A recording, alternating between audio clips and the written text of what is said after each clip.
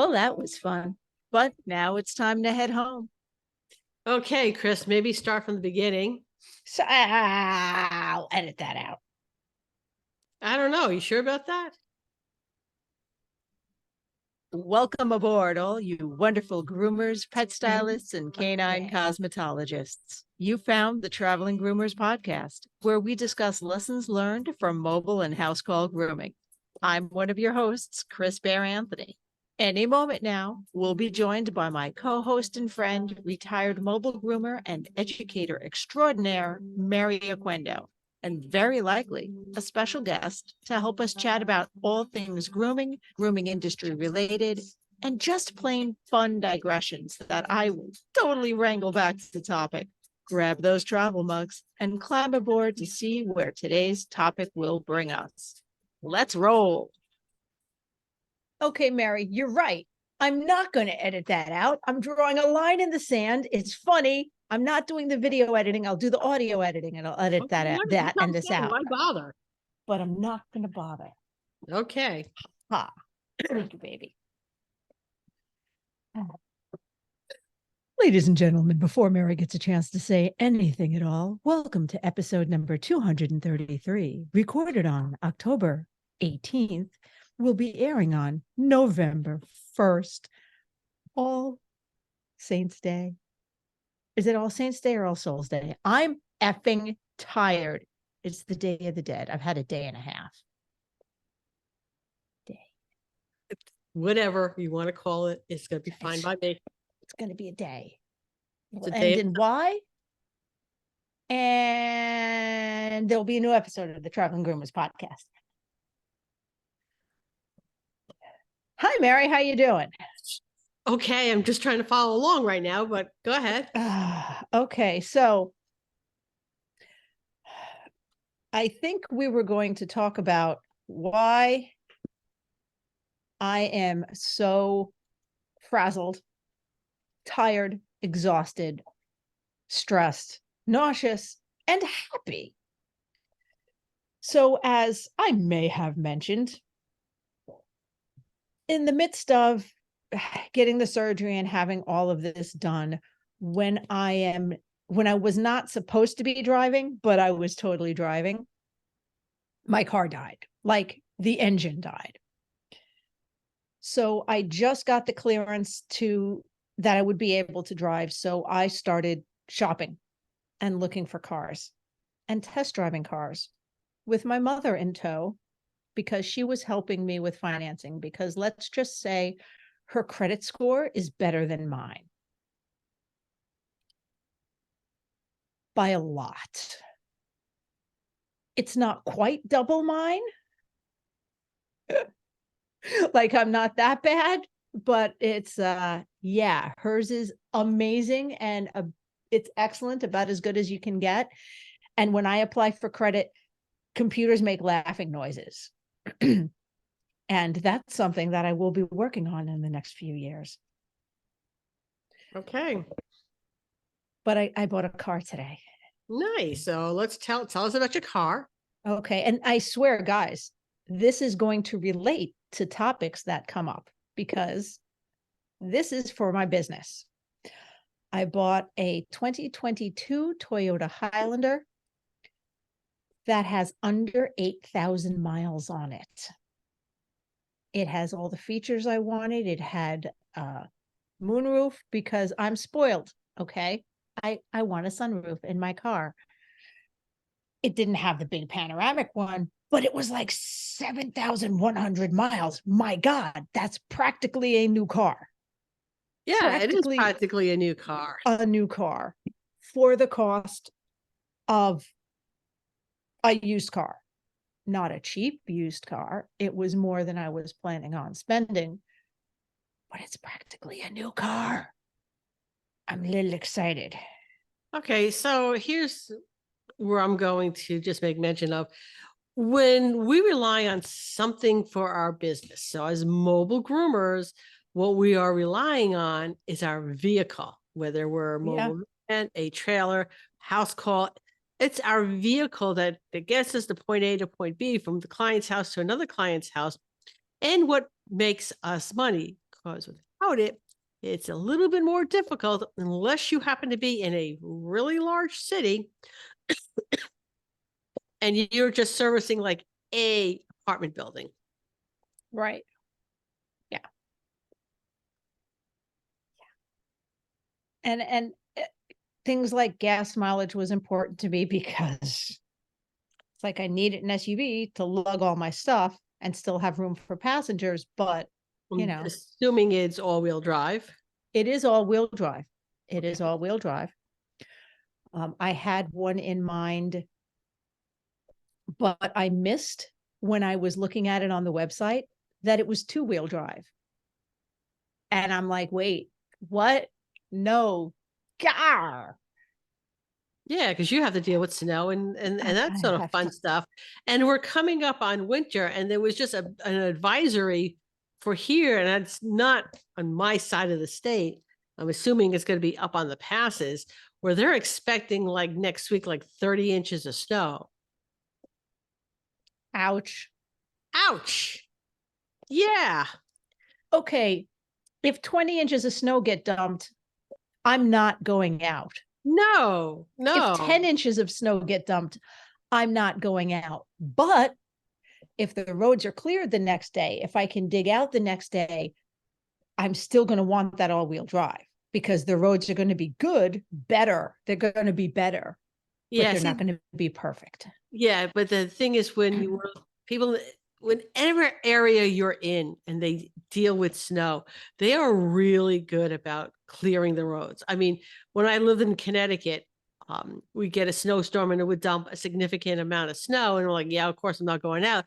But you know what? I expect the roads to be clear by the next day because I got to go to work. Right. Because we got stuff to do. We got stuff to do. And I was not only more than once that I was actually disappointed in not getting the roads done. They usually treat the main roads and the highways anyway, so it makes it easier.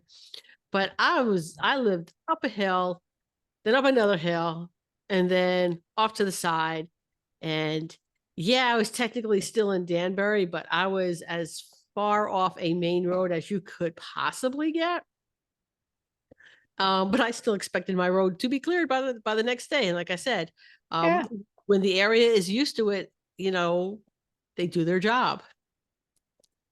So you want to talk about how you got the price of that vehicle? Oh, it was. Oh, I had some very interesting conversations with the salesperson. Because I was like, well, the price on the website that says your sign says this is the price on. He's like, but there's tax. There is, but there's no hidden fees. There's tax and there's certificate. And I'm like, but then you need to change your sign. Your sign says this, and he started sputtering because he's like, I cannot let it out the door for that. You got to pay. I'm like, all right, tax, but everything else, all right. So he's like, here is the price. Here is the out the door price. And I'm like, no, what can we do better? We're like, what about this number? I don't think I can get you that. So it was let me go talk to my manager. Yeah. You got to get him to the point. So, and I said, go talk to your manager, see what number you come back with. And he was gone for a while. And my mother was like, and here's the thing. They were probably sitting having a cup of coffee. Oh, yeah.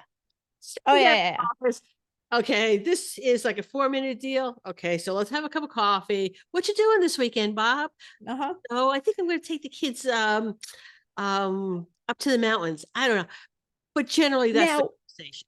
Now, this was over an hour since the salesperson was supposed to have left. So I don't know how much they bullshit, because he was probably like, I really want this commission, but I also, I'm off tomorrow, so I would like to go the fuck home, please. So, yeah, I'm sure there was some BSing in the back, just because once the manager came out, there was actually some back and forth, because he's like, well, what about this number? I'm like, well, what about this number? I like this one better. And he's like, well, can you meet me in the middle at this? And then I tried to get another 500 off the price. And that was not happening. But I did get over 1,000 off. So I'm sure he still made money. There are some They're always going industries to make money. that negotiating is a thing. So what did your mother ask you? Oh my God. So my mother, when the salesman went back to talk to the manager, she went, "You're good at this." Because I think she was ready to pay I don't know what was happening. I think she was just tired because we had a whole conversation earlier about sticker prices. But she said, "You're good at this. Do your clients negotiate prices with you all the time?" I went, "Absolutely not. My prices are non-negotiable. They are what they are. I am providing a specialty service. I am not selling a used car." So there are some industries in which it is the way you do things. Yeah. Okay. And maybe less of it as the years go on, because I can remember walking into like computer stores and like negotiating prices on that too. If you walk into an Apple store and say, well, yeah, what are you gonna, that's not gonna happen. You used to be able to do that for a computer. Yes. Yeah, because then they would start talking features and packages and this and that. And then once he went, well, I can put you in a cheaper car for cheaper. Once he went to a different car, and it was still a 2022, and it was a Honda Pilot, which I still liked. But goddamn, 7,100 miles. Okay. There are street vendors, depending on where you are, will haggle prices. Oh, yeah, absolutely. That's perfectly normal. I do not haggle prices with any service provider that's providing a service for me. They tell me how much and I say, okay, and I write the check. Okay. Yep. But there's also different cultures in which haggling is expected. So my father. Hold that thought, because this sounds like an amazing story, but we need to hit a button. I love being a house call groomer, but I hate doing laundry or worrying about asking my clients for fresh towels. Raypet has solved those problems for me with the Wet Pet disposable towel, taking up much less space than traditional cotton towels and easy to wring out and reuse. These super soft, comfy, absorbent towels eliminate any cross-contamination concerns between pets. And now the new smaller washcloth size can even help those sensitive eye areas. Great for cleaning out wrinkles gently and thoroughly. Need to keep water bowls for your clients on hand that are easy to disinfect, but hate all the room traditional clanky metal bowls take up? Or just have a very active pet? Their collapsible silicone bowl comes with an aluminum D-ring hook that can be attached to your pet's leash or anywhere else in your van for easy storage. You can get one by itself or in their handy travel kit, along with a set of 3 tick removers and 1 small wet pet towel. So stop by their website to check it out, raypet.net, and tell them the Traveling Groomers sent you. Okay, so let's go back in the Wayback Machine to the late 1950s. And my father had just come home. He was stationed in Turkey, and he was dating my mother, and he wanted to buy her something nice. Okay. So he goes into the Macy's, and my mother's with him, and he wants to buy her a handkerchief, one of those little nice handkerchiefs, which was a thing in the late 1950s. Oh, huge was. Yeah. Okay, so he picks up this hanky, and he goes to my mother, "You like this one?" And she goes, "Yeah." And so he asked the girl behind the counter, "How much is it?"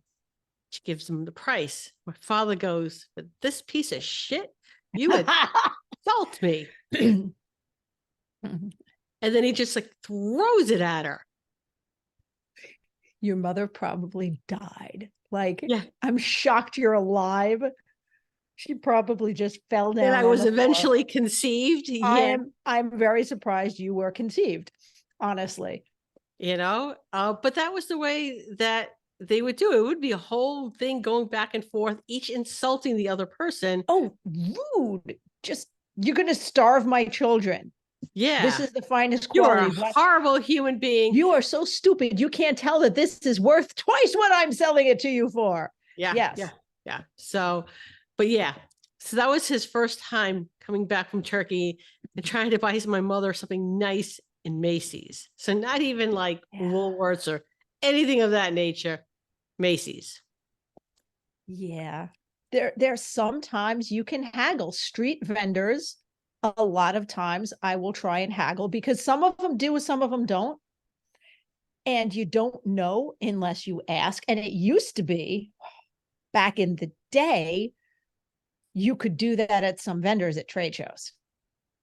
You can't really do that anymore. You can't. Okay, so let's talk about Super Zoo real quick. That anymore. So the booth? No, you're not going to mention what I think you're going to mention because I'm still salty as fuck about that. Oh, I'm going to make you even saltier. Okay. Oh, no, I think you told me. No. I'm going to add something to it. So I told her I was having a bad day, and this is how she responds. She's clearly my older sister set to torment me. Okay, so the booth next to Evolution Shears was a company that was selling these little massage things, and they would look like little guns, and they would like pound your back. Balls and attachments, and it looked like a genuine massager, not like a happy fun time marital aid. It looked like a. Okay, so they were selling them for what, like $300? Yeah. Something like that. And Beth bought one of them too, by the way, at $300. Okay, thank you. I feel slightly better. Thank you, Beth. Okay. And then the last day of it, they're trying to get rid of it. And one of the women says, you could have it for 100, and I still don't want it. And I'm really glad I didn't buy it at 100 because I saw them like for $80. I see them cheaper than that. I've seen them anywhere between 50 and $80 on Amazon. Now, I will say, in defense of what I 100% overpaid for, when you buy stuff off Amazon, you don't know if it's exactly the same as the other item because they have different brands and different knockoffs, and you don't always know the quality and you don't always know what's going on. So that's a possibility that it was. Oh, she is Googling it. Yes, I am. She is Googling the brand. Yes, because I was. All right, here we go. They have them anywhere, Chris. But the fact that there's a range shows me that they're different manufacturers. Okay, so we got $19, $50, $50, $50, $50, $30, $25, $70, $109, but that's the 109 and the 70 look nothing like it. 50-50, there's 100.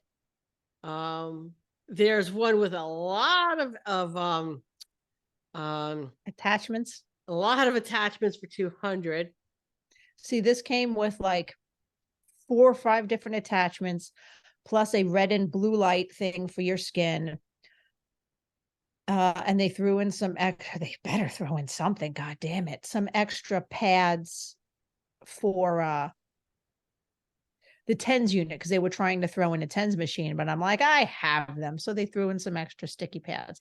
But see, now I know, because I got so used to at shows, they don't bargain anymore. If it's not grooming stuff or if it's something like that, you wait until Sunday. Oh, yeah. And go, what do you do for me now? Yeah. I don't know so much at the grooming shows, but at Super Zoo.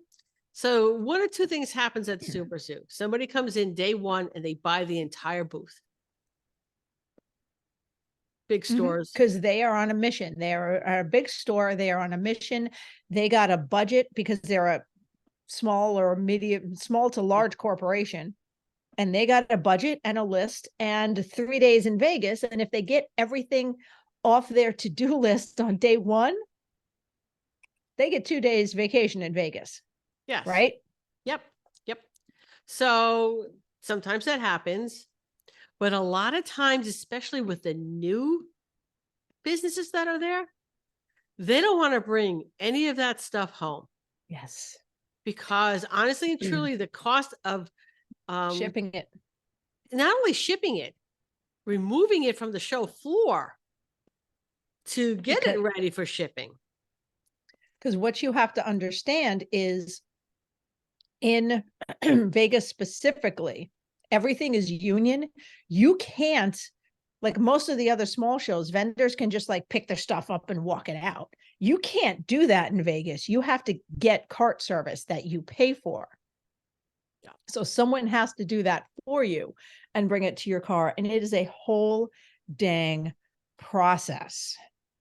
But we are going to catch up on where we are supposed to be time-wise on commercials. I know it wasn't really that long, but we're going to catch up where we were supposed to be. And when we come back, since we covered things I may have overpaid for, we'll talk a little bit about things we do want to put money into when we are spending it on our business, what tools we want to invest in.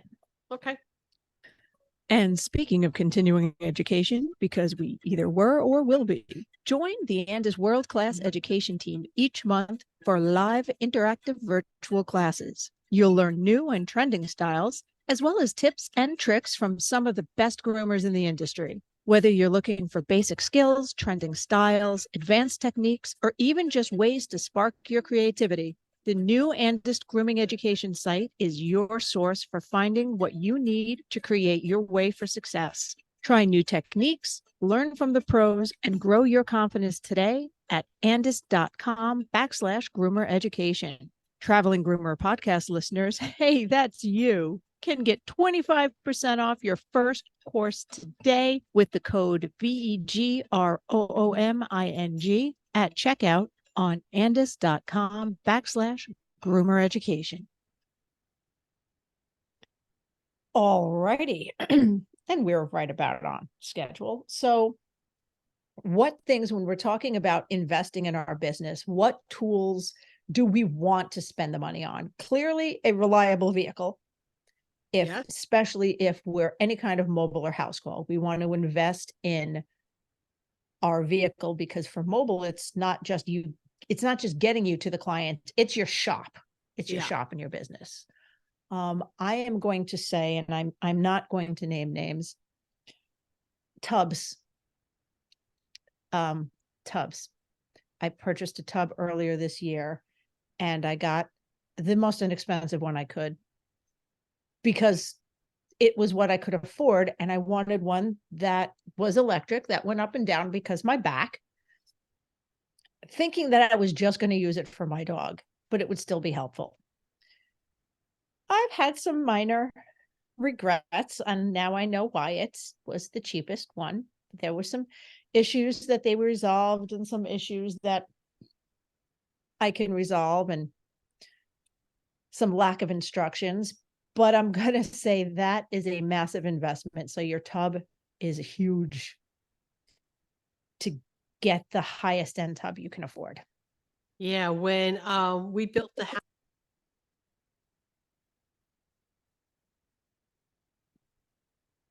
Mary?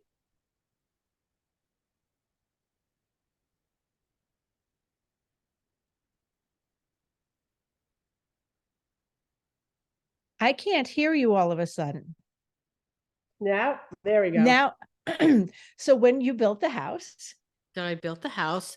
I wanted to put a tub in there because we still had Spirit. All the other dogs I can throw in a sink. Yeah. Right. I cannot throw Spirit in a sink. I don't want to put him in a tub. It would be too much for my back. So we went and we ordered a tub and told the builders, this is the tub we wanted, and to contact the manufacturer so that they could put that specific tub into my house. And it fit perfectly. It fit right into the spot. Nice. It was good because they worked with was it Shoreline? It was Shoreline. Shoreline's got good stuff. Yeah. Then they were at the Tacoma show, and the guys were great. I mean, they did exactly what I asked, but I did not go the cheapest model. It wasn't the most expensive model, but it was pretty close to it because my back means something to me. Okay. And He's a husky. Spirit was a husky. You have any idea? I'm speaking here to the choir, what it's like. A husky. A husky, trying to get a husky into a tub he doesn't want to get into. Yeah. Well, fortunately for me, it was me and my husband. There was a ramp that went up to it, but sometimes he put the brakes on that, but he was not putting the brakes on if both me and my husband were team lifting him into the tub. And then you could just see the look on his face. He cursed Chris. He had foul language. He did. And then he sang the song of his people.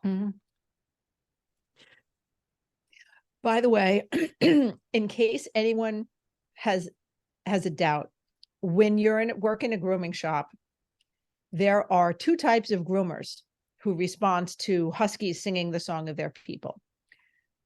There are ones who have a headache and are upset and are like telling them to shut up. And they're the ones who 90% of the time, I mean, unless they happen to have a headache that day, just look back at them and go, really? Oh, Yeah. and sing back at them. And we just sing the song of our people together. Yeah. Now, here's the thing, Chris. That dog did not sing the song of his people until he visited Bernie, who raised Siberian Huskies. And we went to visit her on her way down to Atlanta. He got taken away very young. He had to learn the song of his They people. schooled him really well. That dog came home and he was like, wait a minute.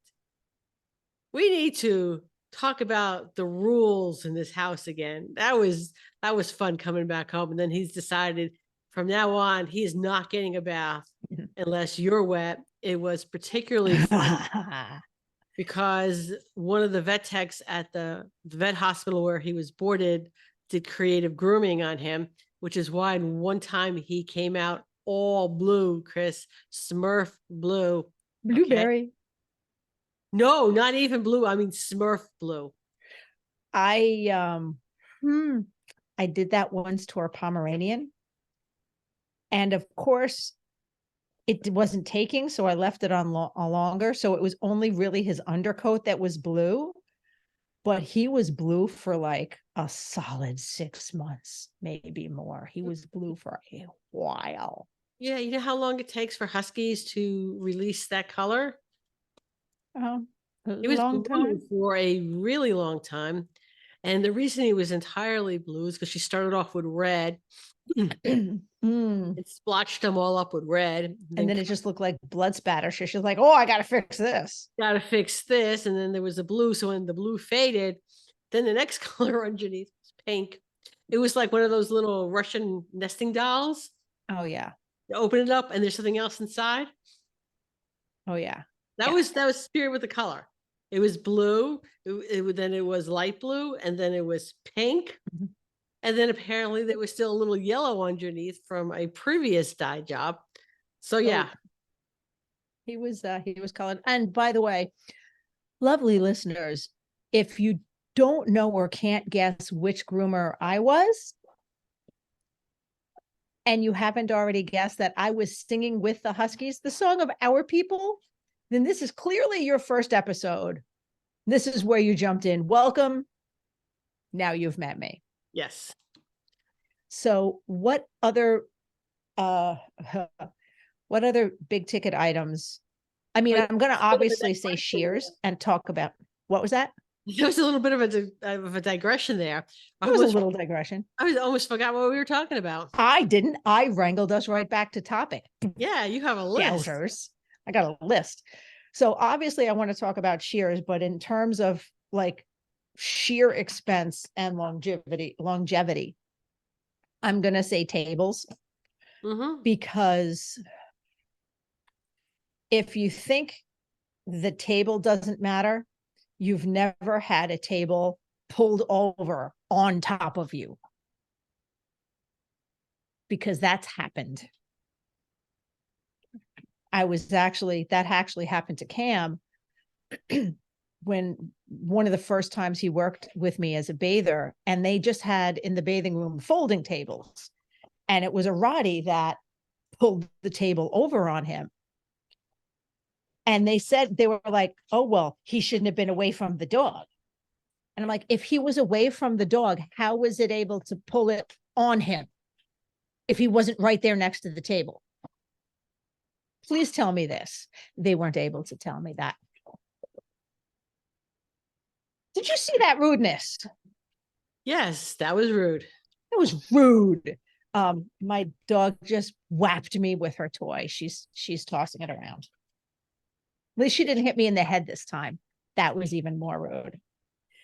Anyway, we will be right back and extol the virtue of tables right after I say, hey, Mary, what if I told you you could have a year's worth of online education for less than the cost of one in-person trade show? That's right.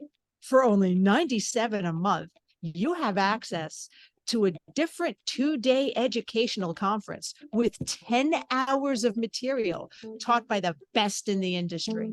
Every month has a new theme that includes anything from grooming skills to business and everything in between. Can't catch it live or just want to rewatch it? Recordings are available for 6 weeks with closed captioning for both live and recordings with transcripts. What are you waiting for? Grab your membership today at positiveed.com. See, Mary, look, I got it in there. Thank you. I appreciate that. Hit a button and everything. And Pooh here is showing his face. He was. Oh, hey, Pooh Bear. So I got a new sweatshirt, which he's kind of digging. So I have a couple other table failure stories if you want about why it is important to spend money on a table. And it's not just the table, it's unless you buy a table like the Hanvey tables that have the lip system kind of built in, there's a clamp on the table. And I'll tell you 2 different stories of table failure, and I'll tell you which one I would rather have happen again. One was I had a Chesapeake Bay Retriever on a Hanvey table, and that had the lip system. And the dog freaked out so hard that the metal piece, and I was at that point, I wasn't pushing the groom. It's not like he was freaking out and I was continuing. He started to freak out. I started to stop and went to turn the dryer off, and he just kept going. The metal round piece that the poles screw into, that snapped. So that's how I learned about building in breaking points to things, because that was a piece I could replace instead of replacing the whole table, because the wood didn't crack, that cracked. Okay. You know what? I've not ever had a cheap table. Even when I worked corporate, the tables they had there were really good. Okay? Like those nice pink shorelines. Remember when they came out? No, I think I'm before that. No, they had nice, very sturdy tables, right? Even in my van, my first van, when it came time to replace that table, I went over to Harbor Freight and I got one of those carts, those battery type carts. And because they go down really low. Yeah. And I put a nice top on it. And that became my grooming table for while I still had that van. Yeah. So the other time I had a table malfunction, it was a more inexpensive table. This was at a shop I was working at. It was a more inexpensive table with an inexpensive clamp and arm on it, and the Black Russian Terrier that was hooked up to it, and it wasn't terribly far from the ground, went, oh, I'm going to jump down now, and proceeded to jump down now, and we heard a big crack. And yeah, the plywood top broke. It was not super pleasant. The plastic part was still intact, so we could still use it and just put the arm on the other side. But that was a replace ASAP. But yeah, I would rather spend more money on the table that is A, sturdier, and B, has a better breaking point built into it. So yeah, tables are super important. Yeah. Any of our equipment that we Anything. depend on for our livelihood should be the best quality you can get. And Okay. look, if you're just starting out, because I'm going to throw something very specific out here, and I hear a lot of people talk about it. If you are just starting out and all you can afford is scissors on Amazon, look, it happens. I've been broke. I'm not throwing shame. Once you start getting a couple years in and you're using this as your livelihood, no, invest in yourself, invest in your equipment, invest in shears that are a decent steel that you're not going to have to sharpen every month. Invest in shears that fit your hand.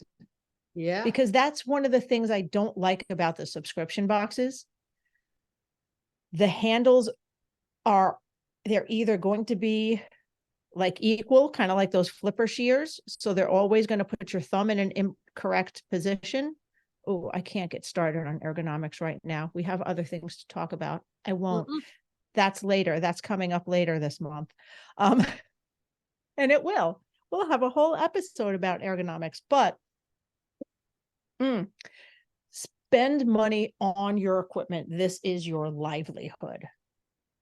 Absolutely. I have a pair of my original monks here. I have them scattered over my house. So my original scissors when I was a new groomer were Monk's shears, Monks. Oh yeah, I had monks at one point in time, and I have like 4 or 5 of them, and they're around the house somewhere, not in this drawer here. But anyway, I still have them. I mean, yes, I don't use them for grooming anymore, but they're now like ribbon cutting shears. They're ribbon cutting, paper cutting, whatever. But they were really great scissors when I was first starting. And, yeah. So you buy when you're learning, I would say, not buy the expensive scissors, but have a pair you're learning on. I'm going to split the difference with you on that because I work with swivel shears. And if you're learning, why learn on something that doesn't fit your hand that is going to hurt you and you're going to build up incorrect muscle memory? Okay. Learn on something, even if it's a little more than you wanted to spend. Learn on something that's going to build better habits, that's not going to build damage and pain. Find shears that fit your hand. Okay. I'm almost off my soapbox. I say almost because I could just get back on it any second. You don't fucking know with me. Yeah, that's true. You don't know. So, slightly to introduce our next topic. Hey, Mary, do you know what corporate culture is? All right. So we were talking about this earlier. So when you first hear the word corporate culture, the first thing you're going to think of is huge corporations. Huge corporations with thousands of grooming shops across the country. Okay. But, and maybe the word corporate is probably not the correct word to use. But I have a Schedule C corporation. All businesses are some type of business. They have a corporate structure. So even if it's just you, there's some level, the word corporate can be put in there. So when we talk about corporate culture for grooming salons, we're not talking about we're not necessarily talking about the big P's, the Smarts, the Co's, there's several other ones that are huge. Okay, so Google comes up with maybe using organizational culture or company culture, Company culture. you know, and this is only because I think when you hear the word corporate, it is so ingrained that we think of the big ones. All right. But we all have a culture, no matter what it is. Even I'm a person of one. So I am Yes. it.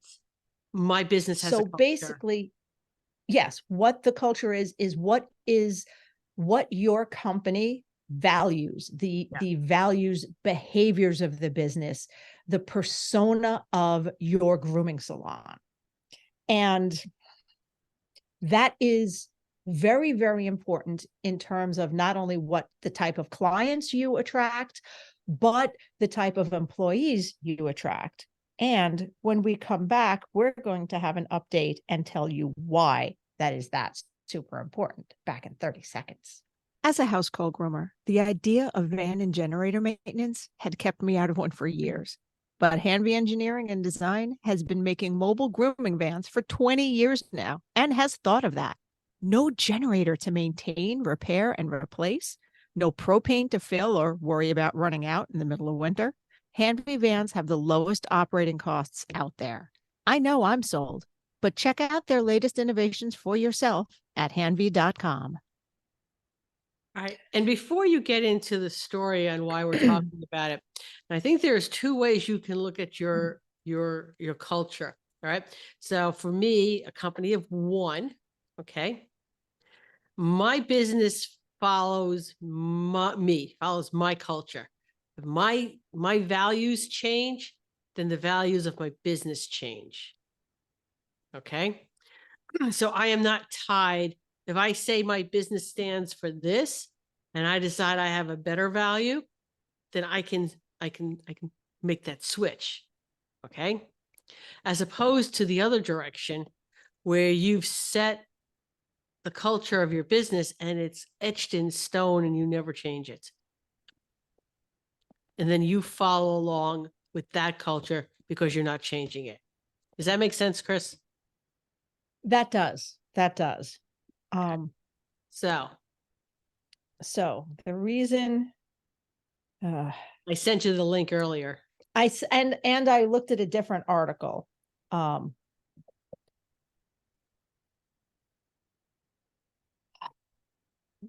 So you all have heard we talked about Atlas, the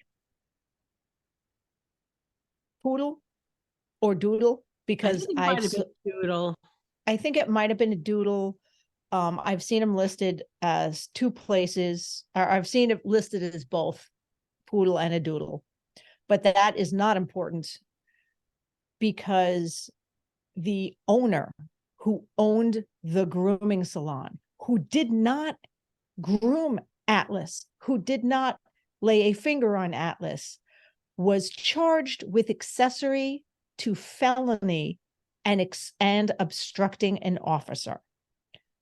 So animal cruelty is a felony. And now the owner of the business is charged with. So I just want to point out, so I read the article and she closed down both her shops and opened up another one under a new name. Now here, I want to ask this because I know there's a lot of groomers who are they're looking to move to a new location. So this happened, I don't know, in weeks. So in weeks, she was able to move to another location and set up shop. I'd like to know how she did that. I would like to know why she was so no, don't get me wrong. If you're attempting to stay in business, you got to change the name. You got to shut down. You got to move. You got to change the name. If you're attempting to stay in business. I don't know why she was so stupid. She thought that it would only take like a minute. It's been weeks. Like, seriously.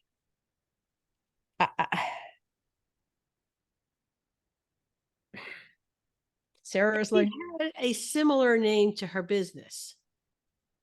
Yes, they not even like something totally different that you might think is not the same thing. It was Doggy Doodles was the original shop, and This is when it's like Elite, premiered. Yeah, elite and elite premiered. doodles premiere.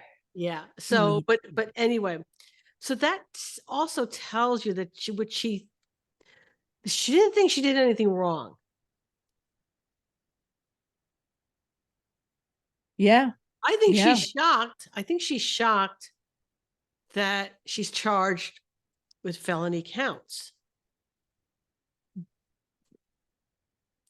And the reason she's charged and what they're saying with this charge is even if she didn't have anything to do with this, she wasn't in the room, she didn't lay a finger on the dog, she created a company culture where this was acceptable.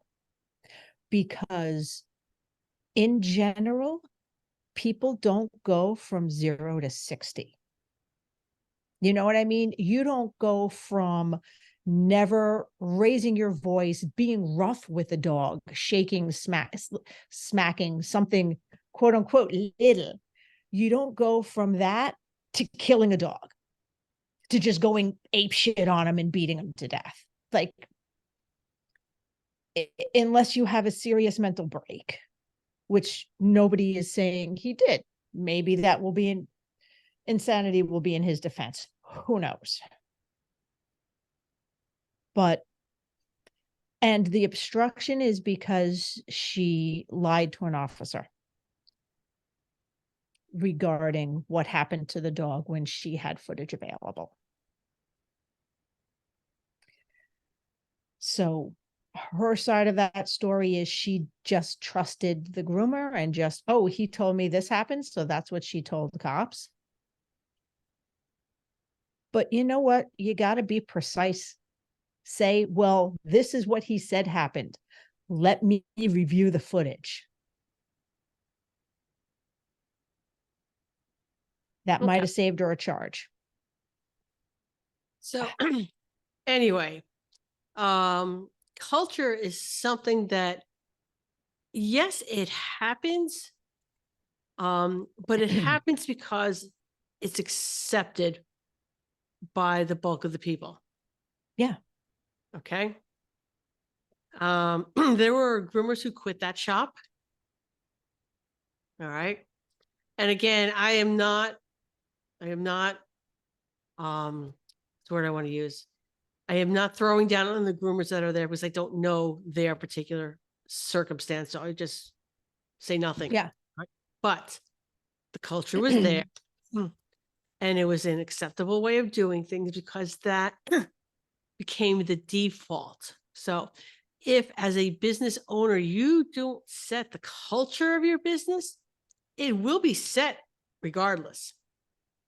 And it Oh, may yeah. not be what it is that you want. And once the culture is set, it can be difficult to change it out without going all the way back to scratch. Uh-huh. So last week we had on Amy Peller. No, 2 weeks ago we had on Amy Peller. Okay. And she has how many employees, Chris? I think she's up to 5. 5 really happy employees. Mm-hmm. Because she has set the culture to what it is she wants. And that is the job of the person who runs the business. Have you, and look at it as with dogs, right? So I have 4 little male dogs. Okay. Somebody needs to be in charge. And that's me and my husband, because if we're not in charge, Chris, do you have any idea what the chaos is in my house? Nature abhors a vacuum. Yes. If you're not the one in charge, someone that you don't want to be will be the one to step up and be in charge. And that also goes for clients when you don't set really, I mean, that's another whole podcast topic. But when you don't set clear boundaries with clients to let them know that this is your business and you're in charge, then they assume the responsibility of being in charge of your business. And now you have 100 people who all think they're your boss.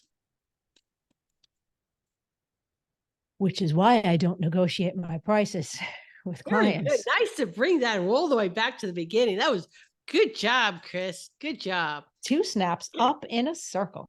Yep. 3. Okay, quiz time.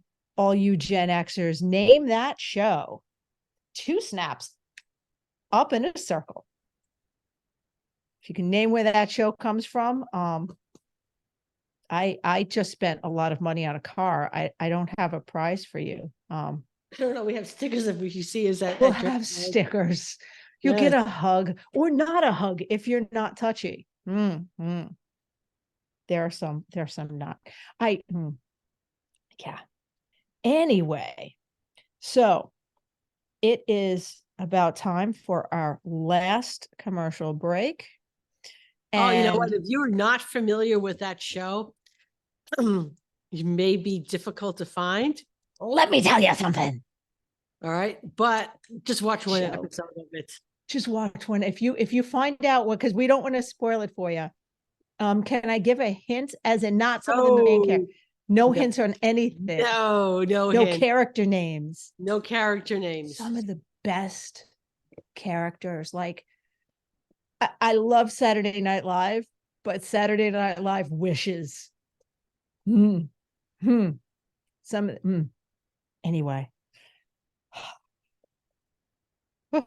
So by now, you know how much I love my Evolution shears. They're the only shears I use. Check out all the options, including customizable non-swivels, at evolutionshears.com and give Abby a shout with any questions you might have. Traveling Groomers listeners get $10 off and free shipping with the code on the road, all one word. So check them out today. Your hands will thank you. Okay, so let's just talk about Saturday Night Live for a second. The original cast. Oh, okay? no. Oh, no. Back when we're talking Gilda Radner. Two wild and crazy guys. And Rosanna Dana. Jane, you ignorant slut. Okay. All right.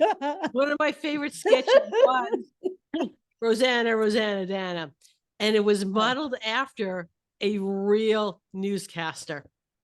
No. Yes, it was. Who was live on the news when that came out. I wonder if I could find her name. Newscaster Rosanna. I'm way ahead of you. Dana.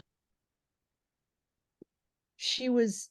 I don't know if they'll do it in the thing, but she was based on a real person. Yeah, Roseanne Scammerdella. Wow. Yeah. Wow. Wow, I miss Gilda Radner. Yeah. So yeah, YouTube it. YouTube. That's, you know what, I feel like I forget that we're of an age where we're going to have to tell young people to YouTube some classic. What is that? Was that 70s SNL? Probably. Yeah. Technically, even like a little bit before, but oh, some amazing stuff. Okay, yeah, late 70s. Oh, yeah. So this is what you want for you youngsters. So besides going to YouTube for Rosanna Dana, make sure you watch the King Tut one. Steve Martin anything. Just watch Steve Martin anything. Yep. And hello, Una. Una is trying to soothe my stressed out. The only actor on that early show that I disliked was Chevy Chase. Well, no, he was funny. I mean, personally, I heard he was a bit of a dick, but yeah, he was a funny man. He was funny, but I think maybe because I watched too many interviews and stuff like that. But yeah, he was a real dick. Yeah. He's still a funny guy, but he's still a dick. Oh, and for those of you familiar with current Steve Martin and Martin Short, they're doing Only Murders in the Building now, but them together on SNL. And Mary, Yes. we were talking a little about spooky season movies, and we watched the other night Twice Told Tales. It was 3 different short things, and it was, I'm sorry, the king of horror and suspense at any age, Vincent Price. I don't care. He's not alive. He will always be that good and that amazing. And like one of those short stories, it was 3 people. It was 3 people in a house. It was nothing huge. It was nothing elaborate, but I'm still going, damn. So are you watching The Fall of the House of Usher? Actually, yes. Cam and I have conflicting opinions on it. We watched the first episode last night. I kind of like it. Yeah, you know, I don't hate it. It's okay. I see where it's going. Like, I've only watched 1 episode and already I went, oh, she's a crossroads demon. I see what's happening here. Yeah. So Edgar Allan Poe. And I'm watching it and I'm not getting it's Edgar Allan Poe until the next to the last episode. And in the matter of which the guy dies, I'm like, oh yeah. Okay. Half of the names are from Poe stories, half of his kids and grandkids' names. I know, but it wasn't clicking until that second to last episode, and in which the guy dies. I'm like, oh, okay, I get it. A little slow, but it's late. We had to Google poor Cam because we're like, Prospero, we know that name. It's not just from Shakespeare. It's got to be from Poe. And when he realized what it was from, he was like, take my card, take all my cards. That's my favorite Vincent Price movie. I can't believe I forgot where that name was from. So that was from Mask of the Red Death. But anywho, that also brings us to the last thing we wanted to cover today, when we're talking about corporate culture and how to treat people and treating our employees. And there is a lot going on in the world today. Yep. There's a lot of scary, horrible things going on in the world today. And I never want to be the person who just stands by and watches something happen right in front of me. So this is kind of an addition. I feel like yearly or bi-yearly, we have a Don't Be a Dick episode, but it's usually related to how people act online. Yep. We're going to go a step further and say, please, IRL, don't be a douche nugget. Mm-hmm. Be kind to fellow human beings and realize that not everyone is defined by their stereotypes or the worst member of whatever group they belong to. And try to be kind to your fellow human beings because.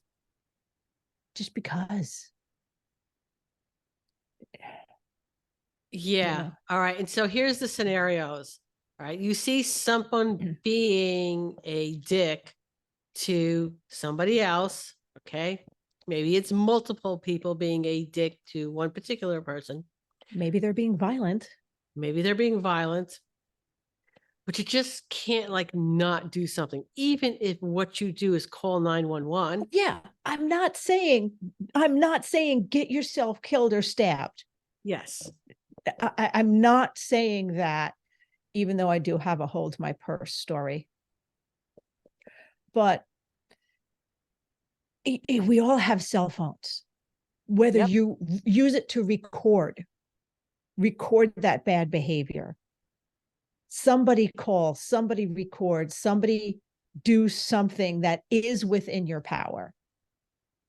because these cell phones are amazing. They're everywhere. They can do a lot of magic stuff, but only if we tell them to.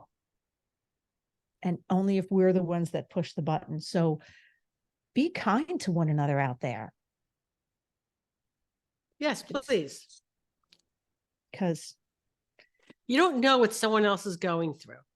No. You don't know the details of somebody's life simply based on their external appearance. Okay. Okay. Okay. Enough said. We are right about at our hour. Coming up, Mary, do we have anything exciting coming up that we want to no.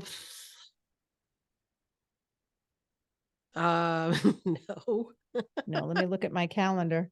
I mean, nothing yet. We have, that'll be mid-November. We will have an ergonomics episode, which is going to be amazing. Do you have the date set for that yet? Yes, that is November. That will be recording November 1st. It should be airing November 15th. Will be our ergonomics episode. And guys, just so you won't be like, Chris is on our ergonomics soapbox again. It won't be just me. I have called in the cavalry, the big guns, and found a specialist. I'm really excited. Can you tell? I also didn't get a lot of sleep and I just had a whole cup of black tea. Okay, yeah. So yeah, I'm gonna go have a cup of coffee for the shopping list. Yeah. Okay. All right. So guys, everyone on my Christmas list is now getting like some homemade baked good because that was not a cheap car. And that's okay because I am really good with home baked goods. Just saying. Oh, Mary, would you like, because this will actually improve with age, would you like an actual factual amazingly delicious edible fruitcake? If it's edible, yeah. If it's edible, we thought it was an old family recipe. I was told it was an old family recipe. Now I find it's just similar to an old family recipe, and my aunt got it from home ec class. So I'm sticking with, except for right then, I'm sticking with this is an old family recipe. But all right, do you like dates? It's been, I don't care. I'll eat anything. Do you like dates, nuts, and candied cherries? Yeah. It's that with it's not one of those like it's a cake with some little stuff in it. No, it's just enough stuff to hold it together. That's fine. I'm not fussy. Delicious. I'm not fussy. All right. Well, now that Mary knows what she's getting for Christmas, safe travels, guys. See you on the flip side. Well, that was fun, but now it's time to head home. We hope you enjoyed listening as much as we enjoyed chatting with you. If there are any topics you'd like us to discuss or guests you want to see join us on this crazy road trip of ours, let us know in the Traveling Groomers Facebook page. Don't forget to thank our sponsors. And see you next week, guys. Safe travels.